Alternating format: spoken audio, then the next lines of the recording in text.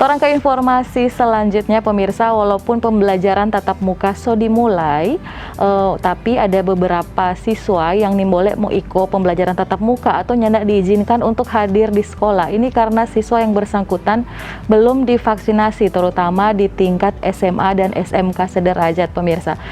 Untuk masyarakat atau siswa yang belum divaksin masih boleh ikut pembelajaran secara daring.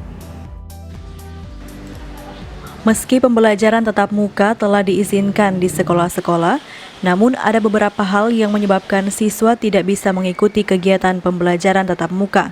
Di antaranya belum diizinkan oleh orang tua ataupun siswa yang bersangkutan belum divaksin, termasuk siswa yang memang tidak bisa divaksin dengan alasan kesehatan. Kepala Sekolah SMA Negeri 1 Manado, Serli Kalangi, membenarkan jika di sekolahnya memang ada beberapa siswa yang hingga kini tidak bisa hadir dalam pembelajaran tatap muka. Siswa yang belum divaksin, yang kami tidak izinkan hadir di sekolah, pembelajarannya tetap berjalan PJJ atau secara daring. Dan memang kami menggunakan dua versi, yaitu moda daring dan moda luring. Jadi ketika 50%-nya ada di sekolah secara luring, otomatis secara bersamaan pula guru memberikan pembelajaran secara daring dari sekolah kepada siswa yang setengahnya, sekaligus dengan siswa yang belum divaksin dan yang tidak diizinkan oleh orang tua. Ia pun mengakui kegiatan belajar mengajar di tengah pandemi ini masih kurang maksimal, mengingat waktu yang digunakan jauh lebih sedikit dibandingkan sebelum pandemi.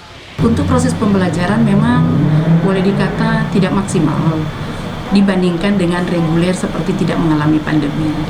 Karena waktu belajar sebelum pandemi itu setiap satu mapel dia dapat menggunakan 1 sampai 2 kali 45 menit. Tetapi ketika pandemi ini dan masa daring dan luring berlangsung, maka itu dilaksanakan hanya 30 menit. Otomatis waktu yang digunakan itu lebih sedikit dibandingkan dengan yang sebelum. Sehingga mata pelajaran juga yang disajikan kepada siswa, kami memilih materi yang sangat urgent agar supaya siswa dapat memahami pada materi-materi yang lebih esensial.